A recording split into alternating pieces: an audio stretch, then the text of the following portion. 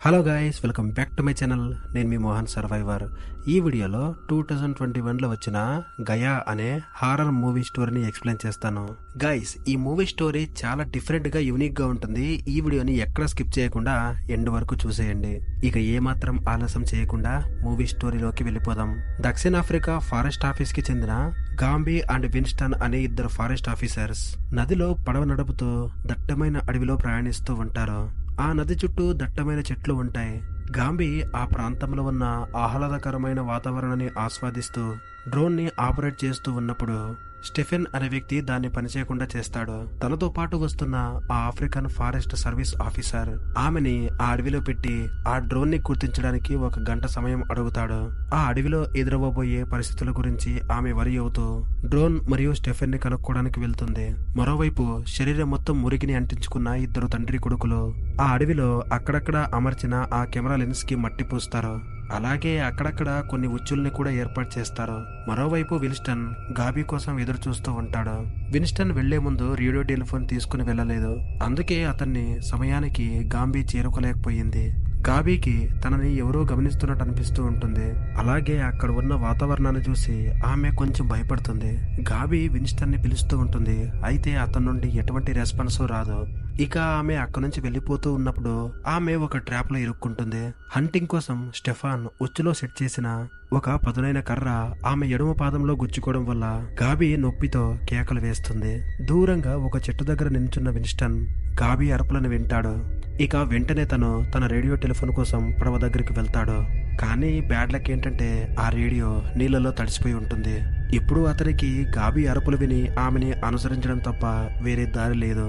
కాబట్టి అతను తనంతకు తాను పడవ నడుపుతూ గాబీ అని చెప్పేసి గట్టిగా అరుస్తూ వెళ్తాడు. ఆ అడవిలో ఏదో మెరుస్తూ ఎర్రటి కాంతిని వెదజల్లుతూ ఉంటుంది. అది ఆ అడవినంతా వింతగా మారుస్తుంది. చీకటి పడుతున్న కొద్దీ అది ఇంకా భయంకరంగా మారుతూ ఉంటుంది. ఆ ఫారెస్ట్ ఆఫీసర్స్ ఇద్దరు ఒకరి కోసం ఒకరు వెతుకుతూనే ఉంటారు. అలాంటి టైంలో అక్కడ జరుగుతున్న వింత సంఘటనల్ని చూసి గాబీ దాన్ని ఫాలో చేస్తుంది. ఆ వెలుగు గాబీని అడవి మధ్యలో ఉన్న ఒక పాత చెక్క ఇంటికి నడిపిస్తుంది. మరోవైపు విన్స్టన్ గాబీని వెతుకుతూ ఉన్నప్పుడు అతన్ని ఎవరో ఫాలో అవుతున్నట్టు అతనికి తెలుస్తుంది. మొదట్లో విన్స్టన్ ని చూసి దాక్కున్న ఆ వ్యక్తిని విన్స్టన్ పుట్టగొడుగు అనుకున్నాడు. ఇక విన్స్టన్ ఆ వింత జీవి నుండి తప్పించుకోవడానికి ప్రయత్నిస్తున్నప్పుడు ఒక క్రియేచర్ దగ్గర పడిపోతాడు. ఇటువైపు గాబీ ఏమో తను చూసిన ఇంటి దగ్గరికి వెళ్లి ఆ ఇంటి తలుపులు తడుతుంది. ఎవరైనా డోర్స్ ఓపెన్ చేసి నాకు సహాయం చేస్తారేమో అని చెప్పేసి ఆమె అనుకుంటుంది. ఎంతసేపటికి ఆ ఇంటి డోర్స్ ని ఎవరు ఓపెన్ చేయకపోవడంతో ఇక తనంతకు తానే ఆ డోర్స్ ని ఓపెన్ చేసుకుని లోపలికి వెళ్తుంది. ఆమె ఫోన్లో ఫ్లాష్ లైట్ ఆన్ చేసుకుని ఆ ఇంట్లో మొత్తం వెతుకుతుంది. అయితే ఆ ఇల్లు మొత్తం ఖాళీగా ఉంటుంది. ఒక్క సెల్ఫ్ లో మాత్రం చిన్న చిన్న వస్తువులు ఉంటాయి. ఇక గాబీ పడుకోవడానికి ఒక దుప్పటి తీసుకుని ఆమె కాళ్ళ నుండి వచ్చే రక్తాన్ని ఆపడానికి అక్కడ ఒక గుడ్డ కడుతుంది. మరుసటి రోజు మార్నింగ్ ఆమెకి ఒక పీడకలు వచ్చి సడన్ గా నిద్రలేస్తుంది. అదే టైంలో బారెండ్ అండ్ స్టెఫాన్ అనే ఇద్దరు వ్యక్తులు ఆ డోర్స్ ని ఓపెన్ చేసుకుని లోపలికి వెళ్లి వాళ్ళు వేటకు ఉపయోగించే కత్తులను ఆమె మెడపై పెట్టి అసలు నిన్నెక్కడికి ఎవరు పంపించారు అని అడుగుతాడు. అప్పుడు ఆమె నేను నా మనిషిని వెతుక్కుంటూ ఇక్కడికి వచ్చాను అని చెబుతుంది.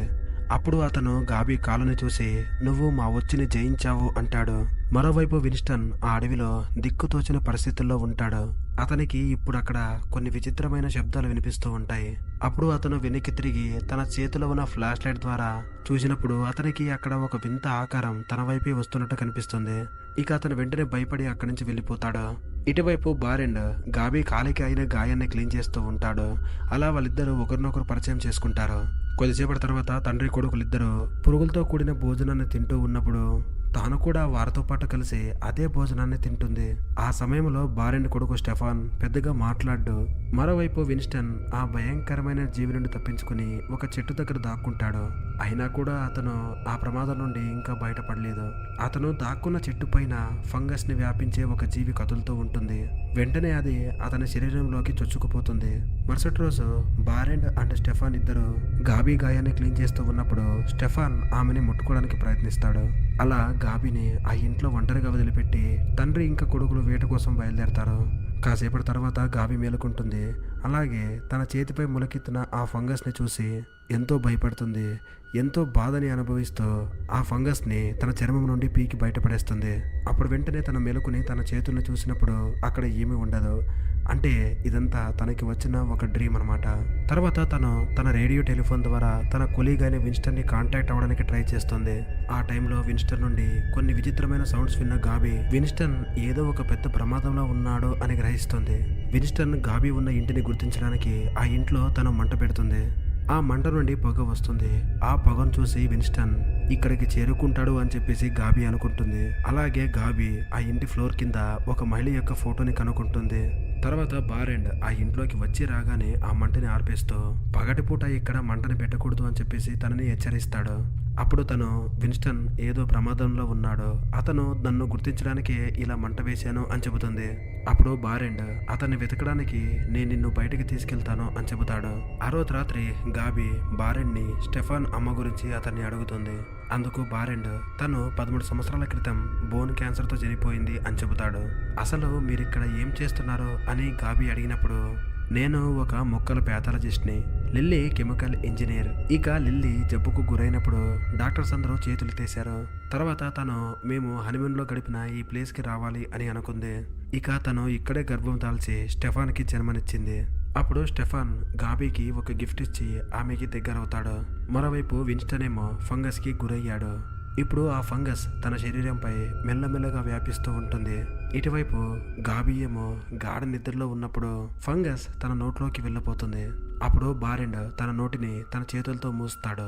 అదే టైంలో వాళ్ళ ఇంటి బయట ఒక జీవి ఉంటుంది. దాన్ని ఎదుర్కోవడానికి తండ్రి కొడుకులు సిద్ధంగా ఉన్నారు. గాబీ ఆ జీవికి తన గురించి తెలియకుండా ఉండడానికి ఆ తండ్రి కొడుకుల్లాగే ఒంటికి మట్టిని పూసుకుంటుంది. ఆ టైంలో ఫంగస్ మళ్ళీ గాబీ బాడీలోకి చొచ్చుకుపోవడానికి ప్రయత్నిస్తుంది. అప్పుడు బారెండ్ ఆ ఫంగస్ ని నరికి వేస్తాడు. ఇక ఆ జీవి తలుపులు బద్దలు కొట్టుకుని లోపలికి రాగానే స్టెఫాన్ దానిపై దాడి చేస్తాడు. ఈ జీవులకు కళ్ళు కనిపించవు, కేవలం వాసన ద్వారానే దాడి చేస్తాయి. ఆ టైంలో అది గాబీ వైపుగా వెళ్తుంది. స్టెఫాన్ ఆ జీవిని కత్తితో పొడుస్తాడు. గాబీ ఆ రక్తంలో తడిచిపోతుంది.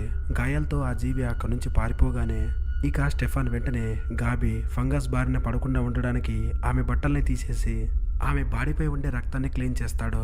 కానీ ఆ సమయంలో తను విన్స్టన్ మాదిరిగానే ఫంగస్కి గురవుతుంది. తర్వాత వాళ్ళిద్దరూ ఆ ఇంట్లో పడిన ఆ జీవి యొక్క రక్తాన్ని క్లీన్ చేస్తారు. అప్పుడు బారెండ్ ఆ జీవి ఫంగస్తో కప్పబడిన ఒక సాధారణ జీవి అని చెబుతాడు. అలాగే ఈ ఫంగస్ మానవులకు సోకుతుందని, ఇతరులకు కూడా వ్యాపిస్తుంది అని చెబుతాడు. అలాగే ఈ ఇంటికి కొద్ది దూరంలో అతిపెద్ద జీవి నివసిస్తుందని, అది వ్యాపించడానికి ప్రయత్నిస్తుందని చెబుతాడు. అప్పుడు గాబీ మరి అదే మీ దేవుడా అని అడుగుతుంది. అప్పుడు బారెండ్ మానవులు దేవుళ్ళ గురించి కళలో కనకముందే ఆ జీవి ఇక్కడ ఉంది అని చెబుతాడు. ఇక నెక్స్ట్ సీన్లో గాబీ ఒక చెట్టు ఎదురుగా నించుని ఉంటుంది. అప్పుడు తన వెనకాల నుండి ఎవరో వచ్చి తన భుజంపై చేయి వేస్తారు. అప్పుడు వెంటనే ఆ ఫంగస్ తన మెడని చుట్టుకుంటూ ఉంటుంది. దాంతో గాబీ వెంటనే నిద్రలో నుండి మేలుకుంటుంది. ఆ టైంలో స్టెఫాన్ తన పక్కనే ఉంటాడు. అప్పుడు ఆమె అతనితో ఒక సెల్ఫీ దిగి ఆ ఫోటోల్ని అతనికి చూపిస్తుంది. ఆ ఇల్లు, ఆ అడవి, ఆ వేట, తన తండ్రిని తప్ప బయట ప్రపంచం అంటే ఏంటో తెలియని స్టెఫాన్ ఆ ఫోటోని చూసి ఆశ్చర్యపడిపోతాడు. అదే టైంలో తన తండ్రి బారెండ్ అక్కడికి వచ్చి నీ పైశాచిక వస్తువుల్ని మా నుండి దూరంగా ఉంచు అని చెప్పేసి ఆ ఫోన్ని దూరంగా విసిరేస్తాడు. తర్వాత తండ్రి మరియు కొడుకులు ఒక చెట్టు దగ్గరికి నైవేద్యాలని అందించడానికి బయలుదేరతారు. స్టెఫాన్ను దూరంగా ఉంచేసి తండ్రి ఒక్కడే ఒక చెట్టు యొక్క త్వర దగ్గరికి వెళ్తాడు. అక్కడ ఇంతకుముందు మనం చెప్పుకున్న ఒక పెద్ద జీవి ఉంటుంది. మరోవైపు పగిలిపోయిన సెల్ ఫోన్ పార్ట్స్ ని కలెక్ట్ చేసుకుంటూ ఉంటున్న గాబీ బారెండ్ బెడ్ కింద ఒక ఫైల్ ని కనుగొంటుంది. అందులో మానవాళి యొక్క భవిష్యత్తును గమనించాలంటే ఒకటి తప్పకుండా చూడాలి అని రాసుంటుంది. ఇటువైపు ఆ చెట్ట త్వరలో నుండి బారెండ్ ఆ జీవికి మాంసాన్ని మరియు రక్తాన్ని సమర్పించిన తర్వాత ఆ ఫంగస్ కి వెరుగుడును తీసుకుని ఆ తండ్రి కొడుకులిద్దరూ తింటారు. తర్వాత గాబీ అండ్ బారెండ్ ఇద్దరు విన్స్టన్ ని వెతకడానికి బయలుదేరుతూ ఉంటారు. అయితే స్టెఫాన్ కూడా ఆమెతో పాటు వెళ్ళాలి అనుకుంటాడు. అయితే అతని తండ్రి అతన్ని వెళ్ళనివ్వలేదు. దాంతో బాధపడుతున్న స్టెఫాన్ను గాబీ కౌగిలించుకుని నువ్వు ఎప్పుడైనా నా దగ్గరికి రావచ్చు అని చెబుతుంది. ఇక బారెండ్ మరియు గాబీ దారిలో వెళ్తూ ఉన్నప్పుడు గాబీ ఆ జీవి ఇక్కడ నివసిస్తూ ఉంటే మీరిద్దరూ ఈ అడవిలో ఎందుకుంటున్నారు, ఆ ఫంగస్ మీ ఇద్దరికి ఎందుకు సోకట్లేదు అని అడుగుతుంది. దానికి అతను ఏ సమాధానం చెప్పడు. అప్పుడు గాబీ విన్స్టన్కి సంబంధించిన ఒక వస్తువును కనుక్కుంటుంది. అలా తన కోసం వెతుకుతూ ముందుకు వెళ్తుంది. దారిలో వారు అమర్చిన ఆ కెమెరాలోని మెమోరీని బారెండ్కి తెలియకుండా గాబీ తీసుకుంటుంది. ఇక ఫైనల్ గా తను ఒక చెట్టు కింద పూర్తిగా ఫంగస్ కి గురై బాధపడుతున్న విన్స్టన్ ని చూస్తుంది.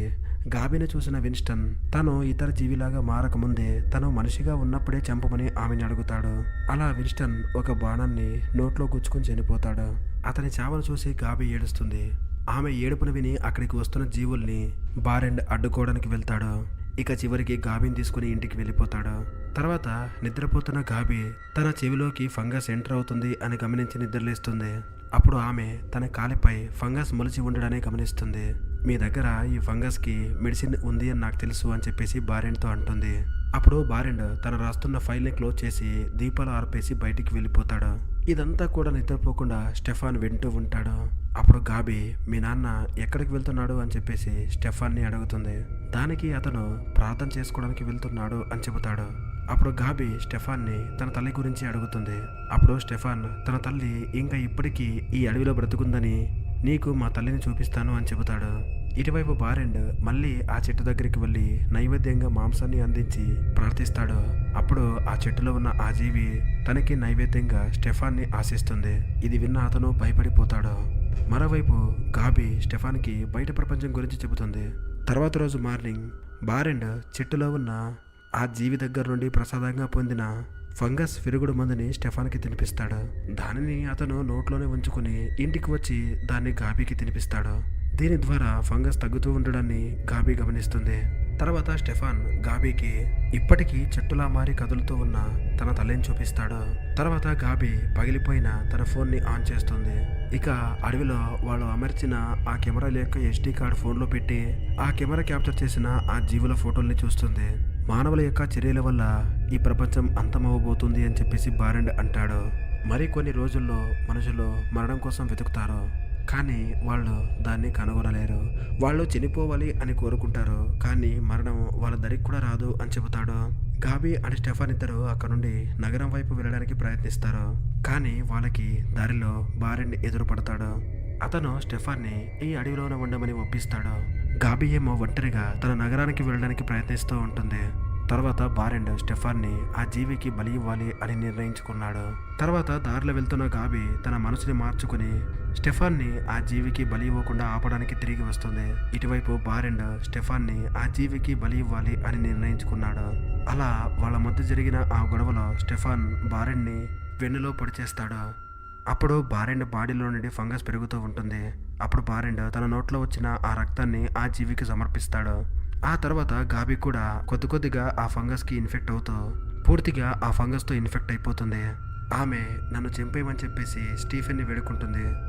స్టెఫెన్ గాబీని పొడిచి ఆమె మృతదేహాన్ని ఇంట్లోనే వదిలి సిటీకి వెళ్తాడు. అక్కడ అతను భోజనం చేసి రెస్టారెంట్ నుండి బయటికి వెళ్తాడు. అతని భోజనంలో మిగిలిపోయినవి త్వరగా ఫంగస్తో కప్పబడిపోతాయి. ఇంతటితో ఈ మూవీ స్టోరీ కూడా ఎండ్ అయిపోతుంది. గైస్, ఈ మూవీ స్టోరీ మీకు ఎలా అనిపించిందో కామెంట్ చేయండి. ఈ వీడియో కనుక మీకు నచ్చితే మన వీడియోని లైక్ చేసి ఈ వీడియోని మీ ఫ్రెండ్స్కి కూడా షేర్ చేయండి. Thank you for watching.